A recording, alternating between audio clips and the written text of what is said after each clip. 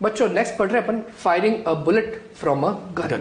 अब बच्चों जब भी आपने गन बुलेट सिस्टम सुना होगा तो एक टर्म और सुनेंगे रिकॉइलिंग ऑफ गन। तो बच्चों ये रिकॉइलिंग क्या है, गन बुलेट सिस्टम में होता क्या है, पहले अपन उसको डिस्कस कर रहे हैं।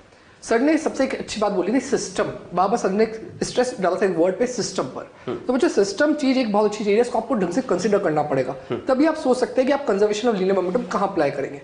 बच्चों अभी अपन गन और बुलेट को एक सिस्टम मान लेते हैं। तो अगर गन और एक बुलेट एक सिस्टम है और उस केस के अंदर जैसे ही आपने वो चिटपटी वाली बंदूक चलाई होगी तो क्या देखा आपने कि कोई ट्रिगर उसके ऊपर हिट करता है चिटपटी के ऊपर और चिटपटी फूट जाती है। तो क्या वहां पर गन बुलेट सिस्टम के अंदर से कुछ ऐसा ही होगा कि इंटरनली बुलेट को कोई पार्टिकल हिट कर रहा होगा तो जाके बुलेट आगे फायर हुई होगी। पर जब मैं गन और बुलेट का एक सिस्टम मानता हूं तो जो भी फोर्सेस अंदर हो रहे हैं वो उसके इंटरनल फोर्स हो गए। बिल्कुल सर। अब अगर इंटरनल फोर्स है तो इंटरनल फोर्स के कारण मोमेंटम के कंजर्वेशन के ऊपर कोई इफेक्ट नहीं पड़ता, मतलब अभी भी हम मोमेंटम को कंजर्व कर सकते हैं। तो सर ने क्या समझाया था कि गन बुलेट सिस्टम है और मोमेंटम में कंजर्व कर रहा हूं तो initial moment is equal to final moment just before the event और जस्ट आफ्टर द इवेंट। तो बच्चों मान लेते हैं कि कोई गन मैंने पकड़ रखी है और just before the event gun और बुलेट दोनों रेस्ट पर है, जीरो मोमेंटम, इसका मतलब दोनों का जो मोमेंटम है जीरो हो गया। बिल्कुल सर। तो अगर बच्चों जैसे ही मैं गन से फायर करूंगा तो उस केस में बुलेट का जा रही है आगे तो बुलेट के पास एक मोमेंटम आ चुका है जो फॉरवर्ड डायरेक्शन में mv होगा, कुछ m1 v1 कह देते हैं। तो बच्चों गन के पास उस डायरेक्शन में मोमेंट होना चाहिए ताकि अभी भी जो फाइनल मोमेंटम है वो जीरो हो। तो क्यों बेटो? क्योंकि आपने कुछ देर पहले बोला initial momentum should be equal to final momentum if external force is zero. तो क्या इनिशियल मोमेंटम जीरो था? फाइनल मोमेंटम को भी जीरो होना चाहिए। इसका मतलब ये हुआ कि जैसे मैंने गन से फायर करा बुलेट के पास मोमेंटम आया पॉजिटिव या फिर नेगेटिव डायरेक्शन में, तो इस गन के पास मोमेंटम कहां आना चाहिए? अपोजिट डायरेक्शन में, सच दैट दोनों का समीशन जीरो होना चाहिए। बिल्कुल, इनिशियल भी जीरो था। इसका मतलब गन का momentum should be equal to bullet momentum in terms of magnitude और दोनों के डायरेक्शन कैसे होने चाहिए? अपोजिट। तो बच्चों अपन रिकॉइलिंग नाम इसलिए तो देते हैं, जैसे अपन ने गन चलाई गन का जाती है पीछे जाती है, क्यों? मोमेंटम कंजर्व करने के लिए। तो बच्चों बुलेट आगे गई गन पीछे गई, उस गन का पीछे आना ही अपन कहते हैं रिकॉइलिंग ऑफ गन। बिल्कुल। तो स्टूडेंट्स जैसा सर ने यहाँ पर आपको बताया इसी को हम लोग आगे कंटिन्यू करते हैं। सर यहाँ पर एक मेरा डाउट आ रहा है, पहले इसको कंटिन्यू करने से एक बार डिस्कस कर लेते हैं। सर अगर जैसे मैंने बोला कि गन बुलेट सिस्टम है, बच्चा बहुत बार कहता है सर जो गन बुलेट सिस्टम है एक काम करते हैं, इसमें बुलेट को अलग कर देते हैं गन को अलग कर देते हैं, उन दोनों को सिस्टम नहीं मानते हैं। ठीक है, तो क्या उस केस के अंदर अभी भी मोमेंटम कंजर्व होगा? नहीं सर, बिल्कुल सर। देखिए बच्चों एक बहुत अच्छा क्वेश्चन सर ने रखा है सामने और वो क्वेश्चन में सर बोल रहे हैं कि अब हमारे पास जो गन है, मानकर चलिए कि लेट अस कंसीडर हमारे पास एक गन है, ये गन है और यहां पर एक बुलेट है ना, और लेट अस कंसीडर ये एक ट्रिगर है। ठीक है, तो बच्चों जब हम लोग फायरिंग करते हैं तो सर ने बोला कि अब ये आपका सिस्टम है, दैट्स इट। अब सिस्टम में सिर्फ बुलेट है। तो बच्चों इसका इनिशियल मोमेंटम कितना था? जीरो, रेस्ट पे था। बिल्कुल रेस्ट पे था, इनिशियल मोमेंटम जीरो था, बैरल के अंदर ये थी। अब क्वेश्चन में बोला गया कि जो सिस्टम है वो आपका बुलेट है, अब गन आपके सिस्टम का पार्ट नहीं है। तो गन अगर सिस्टम का पार्ट नहीं है तो गन जो फोर्स लगाएगी बुलेट पे वो एक्सटर्नल फोर्स कहलाएगा, और अगर एक्सटर्नल फोर्स लग गया है बॉडी पर तो उसका मोमेंटम कंजर्व नहीं रह सकता, मतलब initial is not equal to final अगर एक्सटर्नल फोर्स प्रेजेंट है। तो बच्चों अब गन कौन हो गई हमारे लिए? एक्सटर्नल बॉडी, और वो जो फोर्स लगाएगी वो कौन सा होगा? External force. तो बच्चों जैसे ही हम लोग ट्रिगर प्रेस करके इसके थ्रू फोर्स लगाएंगे बुलेट पे तो आप जानते हैं नेक्स्ट सिचुएशन होगी कि जैसे ही फायर हुआ बुलेट के पास कुछ ना कुछ मोमेंटम आ गया और उस मोमेंटम की वैल्यू है कितनी? mv। तो नोटिस कीजिए इनिशियल मोमेंटम बुलेट का था जीरो और फाइनल है mv, मतलब initial is not equal to final. Reason क्योंकि सिस्टम पे, और सिस्टम कौन है? बुलेट पे एक एक्सटर्नल फोर्स था बाय द गन, क्योंकि इस बार गन आपके सिस्टम का पार्ट नहीं थी। और अगर अब मैं इसी को आपको एक सिस्टम की तरह मान लूं तो वाकई जो भी सिचुएशंस बनेगी वो सर ने आपको बता ही दी कि गन बुलेट पे लगाएगी, बुलेट गन पे लगाएगी, net internal force in the system zero हो गया अगर अपना सिस्टम कौन है? Gun plus bullet. बिल्कुल सर। तो सर यहाँ पे एक बार उनको बच्चों को रिकॉइलिंग का वो एनिमेशंस भी दिखा देते हैं। हाँ। जैसे कि यहाँ पे इसका डायग्राम पहले मैं हटा देता हूँ बच्चों। बिल्कुल सर। रिकॉइलिंग क्या होती है बच्चों आप इस एनिमेशन से भी ऑब्जर्व कर सकते हैं। बिल्कुल बच्चों ध्यान से देखिएगा, जैसे इसने गन से फायर करा ये गन कहाँ जा रही है? पीछे की साइड जा रही है। बिल्कुल। और बच्चों जैसे गन पीछे की साइड जा रही है, क्यों जा रही है? ताकि मोमेंटम कंजर्व रहे। बुलेट आगे जा रही है, मोमेंटम आगे है, और गन का मोमेंट पीछे है, गन का मोमेंटम पीछे है, ताकि नेट मोमेंटम कैसा हो? जीरो हो। और बच्चों अगर इसके अंदर सर ने जब एनिमेशन की बात करी है तो सर एक क्वेश्चन और पूछ लेता हूँ, ये इंसान ने जब फायर करा होगा तो उस टाइम से ट्रिगर प्रेस करा होगा, तो गन और बुलेट का अगर मैं सिस्टम मानता हूं तो उस टाइम तो मेरा जो फोर्स है वो एक्सटर्नल फोर्स हो गया। बिल्कुल। तो सर ये भी एक अच्छा क्वेश्चन है, बच्चों के दिमाग में बहुत कॉमन क्वेश्चन होता है कि सर हम लोग जब फायर कर रहे हैं तो ये हमने जो फोर्स लगाया वो तो सिस्टम पे एक्सटर्नल फोर्स हो गया। बच्चों इसको ध्यान से इमेजिन कीजिए, जब आप गन को पकड़ते हैं, अगर नहीं भी पकड़ी हो तो कभी मौका मिले तो अपन पकड़ कर मेले में गुब्बारे फोड़ते हैं सर। तो बच्चों जब हम लोग गन को पकड़ते हैं तो ऑब्जर्व कीजिए, ये जो फिंगर है वो तो हमारे ट्रिगर को प्रेस करती है बैक साइड, पर ये जो थंब है वो उसी गन को आगे की तरफ पुश कर रहा होता है फॉरवर्ड डायरेक्शन में। तो net force on the gun is equal to 0 by us, क्योंकि हमने कहा ट्रिगर को कहां पकड़ रखा है, पीछे की तरफ, और इस थंब से उसी गन को पुश कर रखा है आगे की तरफ। तो हमारे हाथ से साइमल्टेनियसली दो डायरेक्शंस में फोर्स लग रहे हैं, तो net force on the gun by us is equal to 0। तो सर इसी चीज को वापस पूरा पढ़ देते हैं। If the bullet is the system, अभी सिर्फ बुलेट सिस्टम है, the force exerted by trigger will be external force and so the linear momentum of the bullet will change from 0 to mv। पहले वो रेस्ट पे था, बाद में mv हो गया। This is not the violation of law of conservation of linear momentum, as linear momentum is conserved only in the absence of external force. Similarly बच्चों दूसरा पॉइंट लिखा हुआ है, if bullet and gun is the system then force exerted by the trigger will be internal, so total momentum of the system remains constant. That means momentum of system, system PS का मतलब है momentum of system, क्योंकि initially gun और bullet combine थे, इसलिए वहां पे उन्होंने लिख दिया combined momentum of gun plus bullet is equal to, fire करने के बाद गन अलग हो गई, बुलेट अलग हो गई, तो initial momentum combined is equal to final momentum for separation. I mean दोनों के अलग अलग मोमेंटम, और ये दोनों हमेशा कैसे होंगे, कांस्टेंट, मतलब initial equal to final. If initially both bullet and gun are at rest, बच्चों ये जरूरी नहीं है कि हर बार सिस्टम रेस्ट पर हो सकता है ना ऐसा, आपने मूवी में देखा होगा कि अपन ट्रेन पे चल रहे हैं तो ट्रेन चलते हैं तो कोई इंसान फायर कर रहा है, तो उस टाइम में गन और बुलेट रेस्ट पे नहीं थे, वो ग्राउंड के रेस्पेक्ट में चल ही रहे थे। तो अगर इनिशियली वो रेस्ट पर होते हैं तो उस केस में कह सकता हूं कि सिस्टम की जो इनिशियल मोमेंटम होगा 0 होगा। तो सिस्टम का मोमेंटम मैंने 0 कर दिया, equals to momentum of gun plus momentum of bullet. अब बच्चों इसको मैं राइट साइड ले आऊंगा तो momentum of gun is equals to minus momentum of bullet. बच्चों यहां पर कैसे पढ़ सकते हैं, momentum of gun is in the opposite direction of momentum of bullet। opposite direction का मतलब ही क्या है, recoiling of gun। तो स्टूडेंट्स अब ये जो चीजें हम लोगों ने थ्योरेटिकली पढ़ी, इसी को हम लोग मैथमेटिकली ऑब्जर्व कर रहे हैं कि कैसे हम लोग कैलकुलेशन कर सकते हैं वेलोसिटीज की। बच्चों अब हम लोगों ने यहां पर ऑब्जर्व किया कि लेट अस कंसीडर यहां पर एक गन हमको दी गई है और क्वेश्चन में बोला गया कि गन से एक बुलेट को फायर किया गया। इनिशियली जो थी बुलेट बच्चों इसके अंदर थी, ठीक है, और इनिशियली पूरा सिस्टम जो था वो किस पे था, रेस्ट पे, ठीक है। और फाइनली जैसे ही हमने फायर किया तो जो बुलेट है वो अलग हो गई और जो गन है वो अलग हो गई। तो अपना सिस्टम जो है वो इनिशियली कंबाइन था और फाइनली दोनों सेपरेट हो गए। बिल्कुल, इनिशियली जो सिस्टम था वो रेस्ट पे था, तो इनिशियल मोमेंटम बच्चों सोचिए क्या है, 0। बच्चों गन का मास हम लोग कैपिटल M मान लेते हैं, बुलेट का स्मॉल m मान लेते हैं। गन की जो भी वेलोसिटी आएगी उसको नाम देंगे vg और बुलेट की जो आएगी उसको नाम देंगे vb, that is velocity of bullet. तो बच्चों हमारा सिस्टम कौन है, गन प्लस बुलेट, दोनों एक दूसरे पे जो फोर्स लगाएंगे वो इंटरनल फोर्स सिस्टम के मोमेंटम को चेंज कर नहीं सकते, और mg जो है वो इंपल्सिव फोर्स नहीं होता। तो फायरिंग का इवेंट क्या होता है, फ्रैक्शंस ऑफ सेकंड होता है, उसमें ग्रेविटी का कोई मेजर इफेक्ट नहीं होता, इसलिए उसकी प्रेजेंस को भी हम लोग इग्नोर कर सकते हैं और अप्लाई कर सकते हैं COLM, that is conservation of linear momentum. बिल्कुल सर, कैसे लिखेंगे, इनिशियल मोमेंटम किसका, combine, is equal to final momentum of gun और प्लस बुलेट सिस्टम का। इस तरह से हमने लिख दिया। बच्चों इनिशियली कंबाइंड सिस्टम अगर देखें तो वो कैसा था, रेस्ट पे, तो इनिशियल मोमेंटम 0। फाइनली बच्चों मुझे गन नहीं पता कहां जाएगी, वो रिकॉइल होगी या नहीं होगी, मैं अननोन हूं, इसलिए मैं कोई डायरेक्शन प्लेस नहीं कर रहा, मैं सिर्फ लिखता हूं MVG, और बुलेट के लिए मैं लिख देता हूं स्मॉल m VB।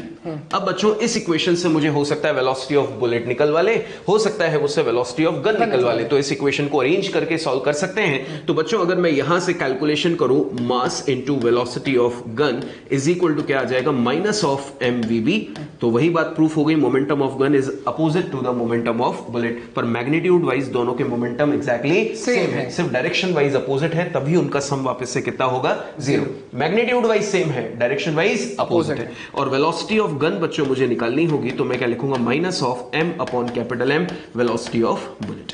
इस तरह से बच्चों हम लोग वेलोसिटी ऑफ गन को ऑब्जर्व कर सकते हैं। v भी निकालना होता तो इसको इधर शिफ्ट कर देते, तो इसी तरह से अपने आंसर्स निकाले जा सकते हैं। बिल्कुल। तो बच्चों अभी जो सर ने आपको बात कही है, अब उसी को अपन मोमेंटम के फॉर्म में और को देख लेते हैं, काइनेटिक एनर्जी ऑफ मोमेंटम का क्या बन सकता है।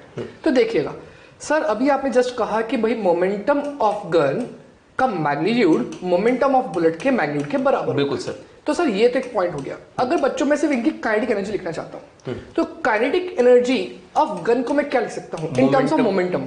p²/2m। एग्जैक्टली सर, तो मैं लिख सकता हूं pg²/2 कैपिटल M। बिल्कुल सर। बिकॉज़ आपने कैपिटल M गन के लिए माना है। बिल्कुल सर। तो सिमिलरली अगर मैं लिखता हूं kinetic energy of bullet, this is equals to pb²/2 small m। Small, सही बात। तो बच्चों ये तो अपन ने दो चीजें लिख दी है। अब अपन क्या कर सकते हैं, क्या अपन यहां से कुछ कह सकते हैं कि काइनेटिक एनर्जी जो है वो किसकी ज्यादा होगी और किसकी कम होगी उसकी बात कर रहे हैं? क्या मोमेंटम दोनों के लिए सेम है? बिल्कुल सर, मैग्नीट्यूड दोनों का एग्जैक्टली। इसका मतलब जिसका मास ज्यादा उसकी काइनेटिक एनर्जी कम, बिल्कुल, और जिसका मास कम उसकी काइनेटिक एनर्जी ज्यादा। बच्चों एक रिलेशन तो यहां से ये बन जाता है। दूसरी बात, अगर मैं दोनों का रेशियो ले लेता हूं तो रेशियो लेने पे क्या बन जाएगा, kinetic energy of gun upon kinetic energy of bullet is equal to, बच्चों ये P ऑफ बुलेट ये P ऑफ गन क्या दोनों इक्वल ही हैं? तो कैंसिल आउट हो जाएंगे। और बच्चों ये 2m से 2 कैंसिल हो जाएगा। क्या ये m ऊपर पहुंच जाएगा?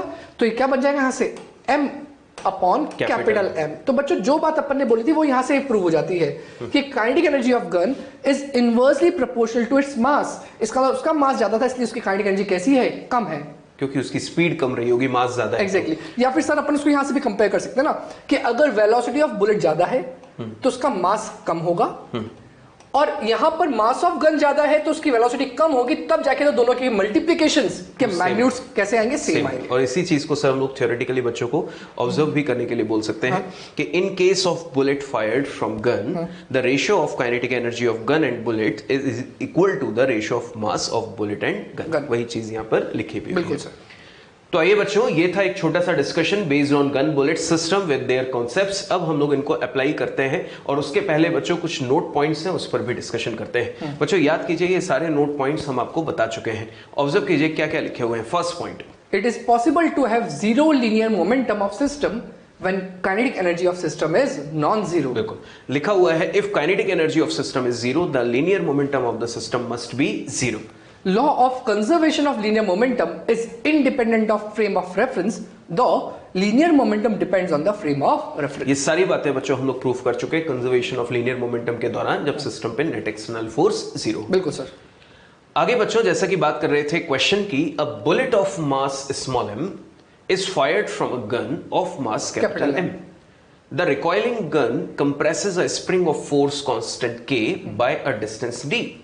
Then find the velocity of the bullet। तो बच्चों वेलोसिटी ऑफ बुलेट जब हम लोग कैलकुलेट कर रहे हैं तो सबसे पहले इस डायग्राम को इमेजिन कर लेते हैं क्या सिचुएशन रही होगी। बच्चों अपन सभी जानते हैं कि जो गन्स होती हैं उनके अंदर स्प्रिंग होती है। मानकर चलिए कि ये गन आपको दी गई है, यहां पर कोई बच्चों स्प्रिंग लगी होगी। जब आपने बुलेट को फायर किया तो हम जानते हैं कि दोनों यानी कि गन और बुलेट एक दूसरे पे फोर्सेस लगाएंगी इक्वल एंड अपोजिट, क्योंकि थर्ड लॉ हम लोगों ने जो पढ़ा है उसमें यही चीज सिखाई जाती है, action always has equal and opposite reaction. तो गन ने बुलेट पे फायर किया फॉरवर्ड, ठीक है, उसके पास कोई ना कोई वेलोसिटी आ गई, तो बुलेट ने गन पर फोर्स कहां लगाया होगा, बैकवर्ड। इसके पास कोई वेलोसिटी आई जिसकी वजह से उसने स्प्रिंग को क्या कर दिया होगा, कंप्रेस। तो बच्चों स्प्रिंग को अगर कंप्रेस कर दिया तो मानकर चलिए कि स्प्रिंग अगर नेचुरल लेंथ हम लोग उसकी ये मान ले तो वो कंप्रेस हो गई होगी, मान लीजिए यहां तक, कितनी डिस्टेंस से, डी डिस्टेंस से, ऐसा क्वेश्चन में बोला गया है।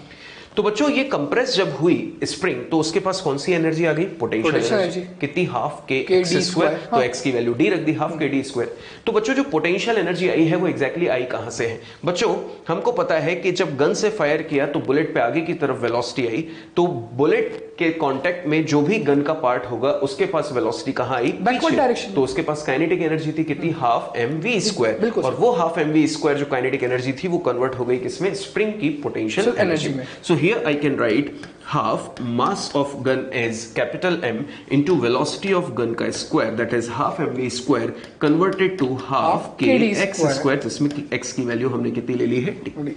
अब बच्चों हमें कैलकुलेट करना है वेलोसिटी ऑफ बुलेट, तो बच्चों ये है वेलोसिटी ऑफ गन। तो क्या हम लोगों ने अभी प्रीवियसली एक ऐसा रिलेशन पढ़ा जिसमें हम लोग वेलोसिटी ऑफ बुलेट और वेलोसिटी ऑफ गन का रिलेशन एस्टैब्लिश कर पा रहे थे। तो बच्चों उस रिलेशन को डायरेक्टली लिख देता हूं मैग्नीट्यूड वाइज।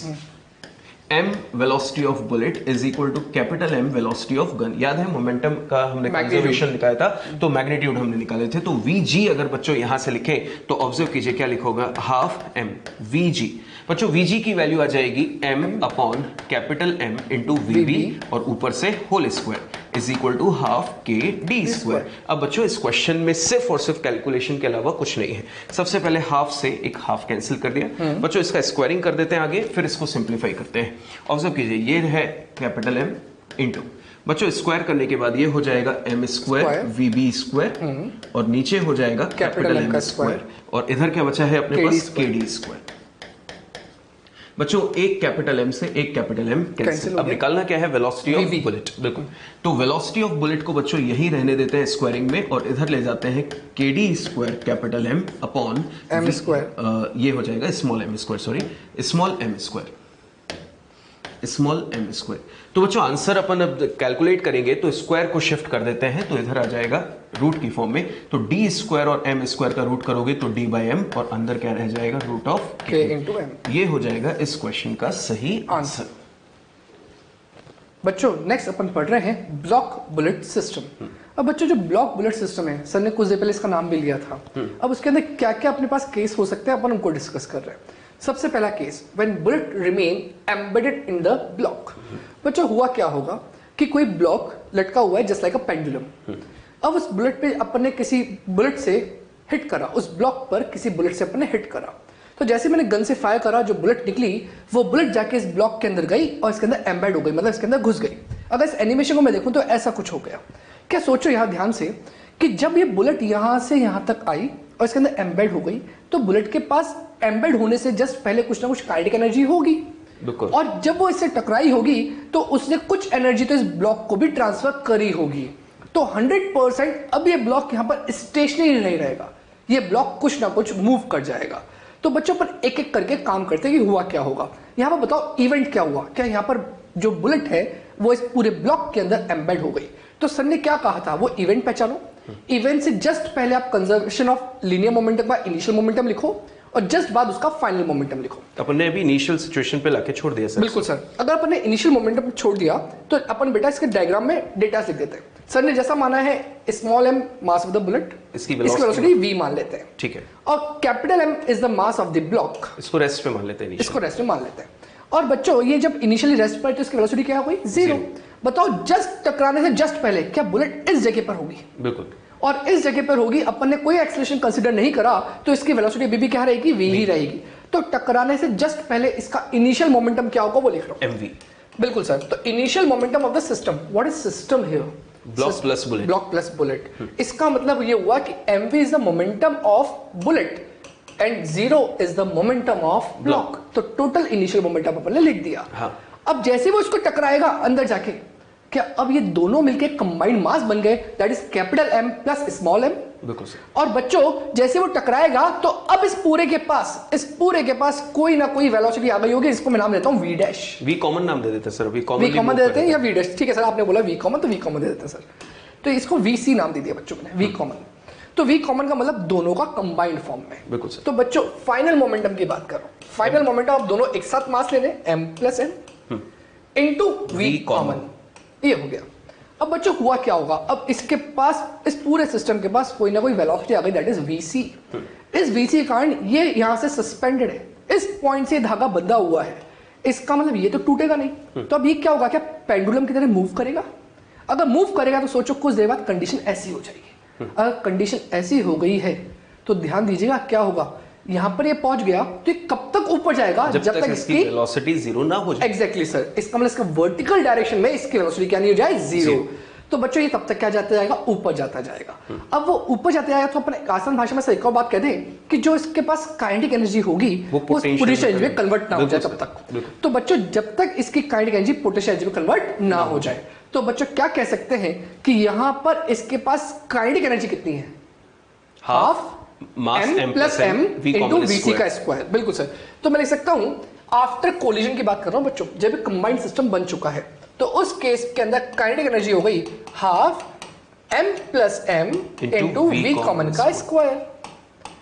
अब बच्चों जब ये यहां पर कुछ हाइट ऊपर पहुंच गया तो सोचो इससे यहां तक की जो हाइट है अपन मान लेते हैं h मान लेते हैं, तो h हाइट ये ऊपर चला गया तो ये पूरी की पूरी काइनेटिक एनर्जी कन्वर्ट हो गई potential energy which is equals to total mass into g into h capital. अब बच्चों ध्यान दीजिएगा, अब मैं इन चीजों को इक्वेट कर रहा हूं। अगर इक्वेट करने की बात है तो सबसे पहले मोमेंटम कंजर्वेशन कर रहा हूं just before collision and just after collision. तो बच्चों हुआ क्या होगा, क्या मैं यहां पर इन दोनों से लिख सकता हूं P initial equal to P final, और बच्चों यहां पर इस वैल्यू से अपन VC की वैल्यू निकाल सकते हैं। बिल्कुल। क्या VC की वैल्यू आ जाएगी mv upon capital M plus M। बिल्कुल। बच्चों आप यहां पर ऐसा लिख सकते हो mv is equals to capital M plus small m into v common. बिल्कुल सर। अब बच्चों यहां से आप VC निकाल सकते हो इजीली। और नेक्स्ट बात है कि जो conservation of mechanical energy upon use कर रहे हैं वर्ड, तो जितनी काइनेटिक एनर्जी यहां पर थी, कंसीडरिंग बच्चों अपन वर्क पावर एनर्जी पढ़ चुके हैं, considering this is the ground level, मतलब रेफरेंस लेवल अपना यहीं पे ही है, तो इसके रेस्पेक्ट में यहां पर पोटेंशियल एनर्जी इसकी जीरो, इसके पास सिर्फ काइनेटिक एनर्जी थी, और जब ये ऊपर पहुंचा काइनेटिक एनर्जी जीरो और सिर्फ पोटेंशियल एनर्जी बची। तो by conservation of mechanical energy I can say from these two equation that kinetic energy is equal to potential energy या काइनेटिक कन्वर्टेड टू पोटेंशियल। बिल्कुल सर। तो अपन ने एक लाइन भी बोली sir, loss in kinetic energy is equal to gain in potential energy या vice versa. बिल्कुल। तो half m plus m into VC का square is equal to m plus m into GH। अब बच्चों यहां से जो VC फाइंड आउट होगा उस VC को आप यहां रख सकते हो। बिल्कुल। और सब डिजायर्ड क्वेश्चन में जो भी पूछा गया है उसमें पूछ सकते हैं कि आपका H क्या होगा। H के अलावा यहाँ पे आपको जो भी टर्म पूछो यहाँ पर VC पूछ सकते हैं, VC क्या होगा। तो आप इन इक्वेशंस की हेल्प से जो भी पूछा गया होगा वो आप इजीली निकाल सकते हो। तो बच्चों अपन ने करा क्या, पहले कंजर्वेशन ऑफ मोमेंटम करा, फिर कंजर्वेशन ऑफ मैकेनिकल एनर्जी करा, और इन दो क्वेश्चन से आप जो भी चीज पूछ रही हो सब कुछ आप निकाल सकते हैं। सर यहाँ पर बच्चों का एक जनरली डाउट होता है कि हम लोग डायरेक्टली COLM लगा के फिर COME लगा रहे हैं, है ना? बिल्कुल। मतलब कंजर्वेशन ऑफ लीनियर मोमेंटम लगाने के बाद कंजर्वेशन ऑफ मैकेनिकल एनर्जी लगा रहे हैं। तो हम directly conservation of mechanical energy क्यों नहीं लगा रहे कि जो बुलेट है उसके पास पहले कोई वेलोसिटी थी तो kinetic energy converted to potential energy, मतलब डायरेक्टली COME क्यों नहीं लगाया? बच्चों सर ने बहुत अच्छी बात पूछी और ये गलती आप लोग भी करते हैं, और सर ने आपके हित के लिए बात पूछी, ध्यान से सुनिएगा। जब बुलेट यहां पर थी तो इसके पास मोमेंटम था तो काइनेटिक एनर्जी भी होगी, और फाइनली सिस्टम यहां आ गया तो पोटेंशियल एनर्जी आ गई। तो सर ने कहा कि सर इसकी काइनेटिक एनर्जी इसकी पोटेंशियल एनर्जी का इक्वेट कर दो, इतना लंबा सॉल्व करना ही नहीं पड़ता। तो सर अपन ने जैसा बच्चों को समझाया था कि अपन जब भी कोई एनर्जी का लॉस होता है तो अपन conservation of mechanical energy use नहीं कर सकते। बच्चों बताओ यहाँ पर एनर्जी का लॉस कहां हुआ? जब ये कोलाइड करे उसके अंदर एम्बेडेड हो गई। बिल्कुल। तो रेजिस्टिव फोर्स लगा होगा। तो जिस टाइम पे बुलेट इस ब्लॉक के अंदर गई, क्या उस टाइम पे ब्लॉक ने बुलेट पर एक रेजिस्टिव फोर्स लगाया होगा, तो 100% कोई ना कोई एनर्जी का लॉस हुआ होगा। इसका मतलब initial energy is not equal to final energy, because यहां पर थोड़ा बहुत लॉस हो चुका है। इसलिए बच्चों अपन ने कोलिजन के बाद कंजर्वेशन लगाया, बिकॉज कोलिजन के बाद तो अब कोई लॉस नहीं हो रहा है, because upon air friction consider नहीं कर रहे। बिल्कुल सर, थैंक यू। बच्चों इसके बाद हम लोग केस 2 डिस्कस कर रहे हैं। प्रीवियस केस में सर ने आपको समझाया कि जो बुलेट है वो टकराने के पहले अलग थी और टकराने के बाद उसके अंदर मर्ज हो गई और उसके बाद वो एक कंबाइंड सिस्टम की तरफ मूव करने लगे। अब क्वेश्चन में बोला गया है कि ये जो बुलेट है वो इनिशियली सेपरेट थी। बच्चों हम लोगों ने मार्क कर दिया कि इस बुलेट का मास स्मॉल m है और इसकी वेलोसिटी हम लोग कंसीडर कर लेते हैं एज v, मान लेते हैं। और ये जो ब्लॉक है वो इनिशियली रेस्ट पे था और इसका कुछ मास हम लोग कंसीडर कर लेते हैं कैपिटल M। अब क्वेश्चन में बोला गया बच्चों if bullet emerges out of the block, तो सबसे पहले मैं ऑब्जर्व कर रहा हूं कि अपना सिस्टम कौन है, बुलेट प्लस ब्लॉक, ये अपना सिस्टम है। हमें इससे कोई मतलब नहीं है कि बुलेट कहां से आ रही है, किसने फायर किया, क्योंकि हमारा मोमेंटम कंजर्वेशन कहां से कहां तक होता है, just before the collision equal to just after the collision. इस पर्टिकुलर केस में अगर हम लोग बात कर रहे हैं तो अगर मैं बच्चों COLM लगाऊं that is P initial is equal to P final, ये हम लोगों ने अप्लाई किया। अगर बच्चों हम लोग सिर्फ अभी मैग्नीट्यूड्स की बात करें, क्योंकि डायरेक्शन दोनों की सेम है तो इनिशियल और फाइनल डायरेक्शन सेम रहेगी, तो ऑब्जर्व करें तो इनिशियल मोमेंटम सिर्फ था बुलेट का, जबकि ब्लॉक का कितना था 0। अब बात कर रहे हैं फाइनल। बच्चों फाइनल में क्या लिखा हुआ है, if bullet emerges out of the bullet, तो ऑब्जर्व कीजिए कि अगर इस सिचुएशन में बुलेट को हम लोगों ने फायर किया तो वो ब्लॉक को पेनिट्रेट करते हुए बाहर निकल गई। तो बच्चों जब ये ब्लॉक से टकराई होगी तो इसने अपनी एनर्जी का कुछ हिस्सा ब्लॉक को ट्रांसफर किया होगा। बिल्कुल, और कुछ लॉस भी होगा। बिल्कुल, कुछ लॉस भी होगा। तो ब्लॉक को अगर इसने कुछ एनर्जी ट्रांसफर की है तो बिकॉज ऑफ दैट एनर्जी इस ब्लॉक के पास कुछ ना कुछ वेलोसिटी आ गई होगी। मान लेते हैं कि इसकी वेलोसिटी हो गई v1। बिल्कुल सर। और बुलेट बाहर निकल गई है तो इसकी वेलोसिटी होगी कुछ v2। ऐसा हम लोगों ने कंसीडर कर लिया। तो अब हमें इस क्वेश्चन में हो सकता है v1 पूछ ले, v2 पूछ ले, इनिशियल वेलोसिटी पूछ ले या कोई और भी कंडीशन। तो पहले हम लोग क्या लगाएंगे, COLM। कैसे अप्लाई करेंगे, P initial just before the collision equal to P final just after the collision. तो P फाइनल क्या लिखेंगे बच्चों, बुलेट के लिए mv2 और ब्लॉक के लिए mv1। With the help of this relation हमें जो भी अननोन पूछे गए हैं वो सामने आ जाएंगे। बिल्कुल सर। अब बच्चों यहां पर एक और सिचुएशन बनती है। नोटिस कीजिए कि अगर हम लोग यहां पर कंडीशन देखें कि ब्लॉक के पास कुछ ना कुछ वेलोसिटी आ चुकी है, that is v1, and because of this velocity इसके पास काइनेटिक एनर्जी होगी, and because of kinetic energy ये कहीं ना कहीं मूव करेगा कुछ इस तरह से।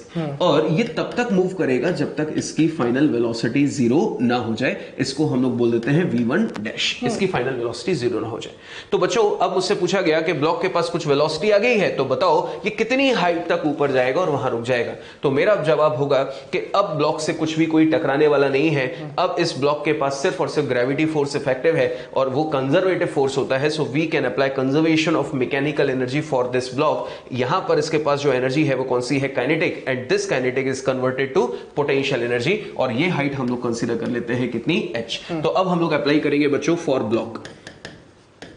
प्रीवियस केस में बच्चों हम लोगों ने लिखाया था फॉर ब्लॉक प्लस बुलेट, क्योंकि दोनों कंबाइनली मूव कर रहे थे। इस बार हम लोग सिर्फ ब्लॉक के लिए अप्लाई कर रहे हैं। क्या लिख रहे हैं, kinetic energy converted to potential energy. बच्चों इसकी इनिशियल काइनेटिक एनर्जी कितनी थी, हाफ mv1 स्क्वायर, और पोटेंशियल एनर्जी में कन्वर्ट हो गया तो mgh। अब इसमें जो भी हमसे पूछा गया, m से m कैंसिल, अगर v1 स्क्वायर कैलकुलेट करें तो ये कितना हो जाएगा 2gh। और जो भी हमसे h पूछा जाए या v1 पूछा जाए तो v1 निकाल के, या कोई भी अननोन वैल्यू हमसे पूछी जाए तो h की वैल्यू कुछ इस तरह से कैलकुलेट की जा सकती है। तो बच्चों कोई फॉर्मूला नहीं है जो आप इसको रटें, आप सिर्फ कॉन्सेप्ट्स को सीखिए। Initial equal to final, and after the collision हम लोग अप्लाई कर रहे हैं COM। और इसको हम लोग और बेटर तरीके से समझेंगे with the help of questions. तो बच्चों अब क्वेश्चन है, a 10 gram bullet moving with a velocity of 500 meter per second enters a stationary piece of ice of mass 10 kg and stops. If the piece of ice is lying on a frictionless plane, then find its velocity. अब बच्चों and stops का मतलब ये है कि जो bullet है वो आइस ब्लॉक के अंदर एम्बेड हो गई और रुक गई। तो बच्चों ये क्वेश्चन केस 1 जैसा ही कुछ है, तो ध्यान दीजिएगा। पर केस 1 के अंदर पेंडुलम जैसा सिस्टम था, ऐसा पेंडुलम जैसा सिस्टम नहीं है, सरफेस पे रखा हुआ, सरफेस पे ही है। तो बच्चों हुआ क्या होगा, इनिशियली बुलेट जिसका मास आपको दे रखा है 10 ग्राम, दैट इज 10 की पावर -2 kg। सिमिलरली बच्चों इसकी वेलोसिटी आपको दे रखी है, this is equals to 500 metre पर second.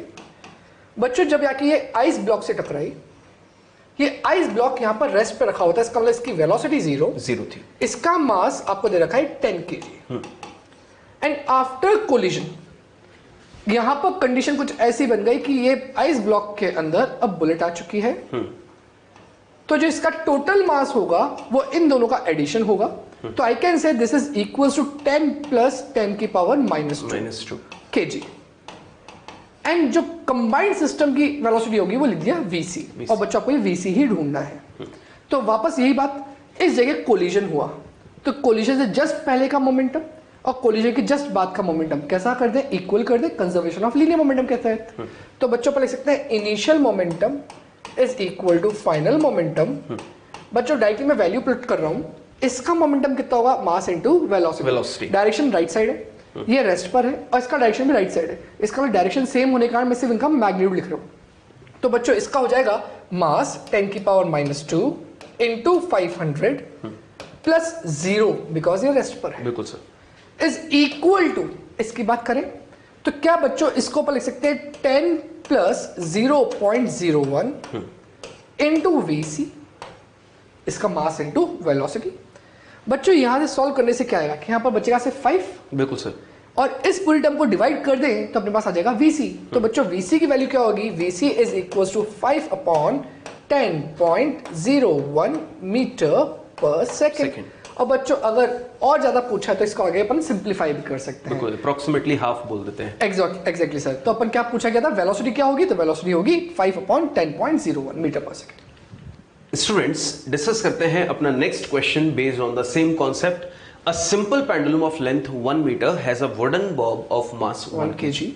It is struck by a bullet of mass 10 to the power minus 2 kg moving with a speed of 2 into 10 to the power 2 meter per second. The bullet gets embedded within the bob. Obtain the height to which the bob rises before swinging back. बच्चों ये वही question हो गया जो sir ने आपको बताया था, वो पेंडुलम वाला केस एग्जैक्टली सेम है। तो हमें क्या करना है, ऑब्जर्व कीजिए। सबसे पहले इसके डायग्राम को इमेजिन करते हैं। बच्चों सबसे पहले हम लोग कंसीडर कर लें कि यहां पर अपने पास एक वुडन ब्लॉक है और क्वेश्चन में बोला है पेंडुलम सस्पेंडेड है, मतलब इनिशियली रेस्ट पे है और इसकी लेंथ हमको बच्चों कितनी दे रखी है, 1 मीटर। और क्वेश्चन में इसका मास हमको कितना दे रखा है, 1 केजी। और एक बुलेट है जो कि इसकी तरफ फायर की गई है और इसका मास है 10 to the power minus 2 KG और इसकी स्पीड रखी हुई है हम लोगों ने 2 into 10 to the power 2 metre पर सेकेंड। ये बच्चों इनिशियल केस है। अब क्वेश्चन में बोला गया फाइनली जब इनके बीच में कॉलिजन हुआ तो कॉलिजन होने के बाद जो सिचुएशन बन रही है उसमें हमसे क्या बोला गया, the bullet gets embedded within the bob. तो बच्चों फाइनल सिचुएशन हमारे पास ये बनी कि जो ब्लॉक है उसके अंदर बुलेट आके मर्ज हो गई है और अगर ये मर्ज हो गई तो अब ऑब्वियस सी बात है कि इनकी जो कॉमन वेलोसिटी होगी वो हमें पहले कैलकुलेट करना है, दैट इज वीसी। अब बच्चों हमें जब v कॉमन कैलकुलेट करना है तो मास अगर ऑब्जर्व करें तो टोटल मास कितना हो गया है, 1 + 10 टू द पावर माइनस 2। तो बच्चों सबसे पहले हम लोग COLM यानी कि conservation of linear momentum apply करते हैं ये कैलकुलेट करने के लिए, दैट इज v कॉमन। तो बच्चों अप्लाई करते हैं P initial is equal to P final. बच्चों इनिशियल मोमेंटम भी हॉरिजॉन्टल था, फाइनल मोमेंटम भी हॉरिजॉन्टल है, डायरेक्शन सेम है, दैट्स व्हाई हम लोग यहां पर सिर्फ मैग्नीट्यूड वाइज इसको कैलकुलेट कर रहे हैं। बच्चों सबसे पहले बुलेट का मोमेंटम लिखे तो मास है इसका 10 टू द पावर माइनस 2 और वेलोसिटी इसकी बच्चों दी है 2 इंटू 10 टू द पावर 2। अब बात करें इस पर्टिकुलर पेंडुलम की तो इसका इनिशियल मोमेंटम था 0 और फाइनली सिस्टम का बच्चों हम लोग लिखेंगे तो 1 + 10 टू द पावर माइनस 2। तो 1 + 10 to the power minus 2 is the mass and v common हमको कैलकुलेट करना है। तो बच्चों अगर हम लोग मल्टीप्लाई करें तो ये दोनों आपस में कैंसिल, ये कितना बचा, ओनली 2। उधर बच्चों 1 + 10 to the power minus 2, 10 to the power minus 2 को हम लोग क्या लिख सकते हैं, 1/100 और 1/100 को 0.01। तो 1 + 0.01 इंटू VC। तो बच्चों v कॉमन की वैल्यू कितनी आ गई है, 2/1.01। ये आ गया अपने पास कॉमन वेलोसिटी और यूनिट हम लोग लिख देते हैं मीटर पर सेकेंड। अब बच्चों ये जब इसके पास कुछ ना कुछ वेलोसिटी आ गई है सिस्टम की तो अब ये सिस्टम ऐसे ऊपर की तरफ राइज करेगा और इसको हम लोग ऑब्जर्व करते हैं बच्चों नेक्स्ट स्लाइड में। तो नोटिस कीजिए बच्चों अब अपना सिस्टम कुछ ऐसा है, दैट इज v इसके अंदर मर्ज हो गया है, इसके पास कुछ v कॉमन है और उसकी वैल्यू आई थी अपने पास कितनी, 1.01। And because of this kinetic energy, कुछ काइनेटिक एनर्जी है, ये लेंथ है 1 मीटर। बच्चों ये अब ऐसे मूव करेगा लाइक दिस और ऐसे मूव करने के बाद कहीं ना कहीं किसी हाइट पर जाके रुक जाएगा। कब रुकेगा, जब इसकी कंबाइंड वेलोसिटी कितनी हो जाएगी, 0। तो बच्चों अगर मैं इसको अपना रेफरेंस मान लूं तो ये कितनी हाइट पर पहुंच गया, h हाइट पर, तो ये रेफरेंस है। तो बच्चों यहां पर वही सिचुएशन हो गई कि ये काइनेटिक एनर्जी कन्वर्ट हो जाएगी किसमें, पोटेंशियल एनर्जी में। तो ऑब्जर्व कीजिए हमें क्वेश्चन में क्या लिखा हुआ है, obtain the height to which the bob rises before swinging back, मतलब वापस लौटने से पहले वो कितनी हाइट पर चला गया होगा। तो बच्चों वापस से वही situation, that kinetic energy of the system converted to potential energy of the system. So here I can write kinetic energy में जो लॉस हुआ वो पोटेंशियल एनर्जी में कन्वर्ट हो गया। काइनेटिक एनर्जी की वैल्यू बच्चों हाफ इंटू मास कंबाइन। मास combine बच्चों ऑब्जर्व कीजिए, बिल्कुल 1.01।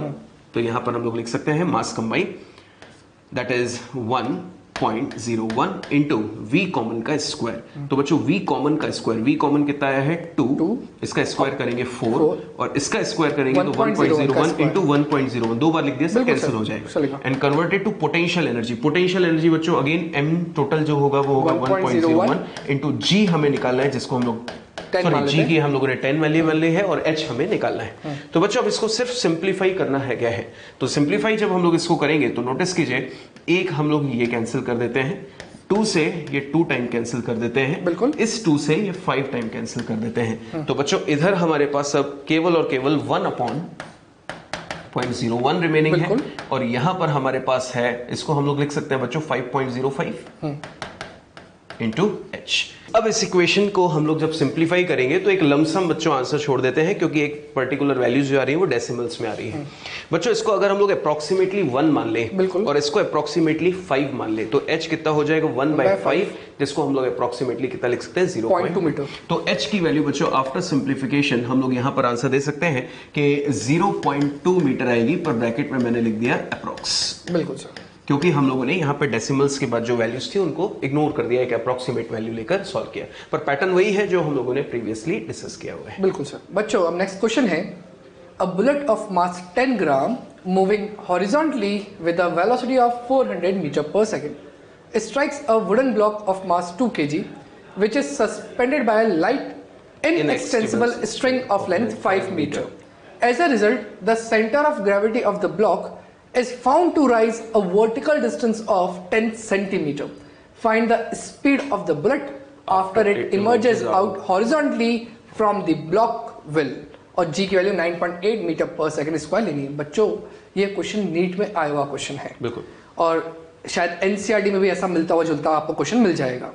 तो बच्चों अब इस क्वेश्चन को करना कैसे, उसका अपन बेसिक डायग्राम की बात कर रहे हैं। याद करो सर ने आपको जो केस 2 पढ़ाया था, ये एग्जैक्टली केस 2 ही है। अगर केस 2 से अपन ध्यान दें तो बच्चों ये अपने पास यहाँ पर पेंडुलम की तरह एक ब्लॉक हैंग्ड है, यहाँ पर बुलेट आ रही है, और जो बुलेट है उसका मास आपको दे रखा है 10⁻⁻² kg।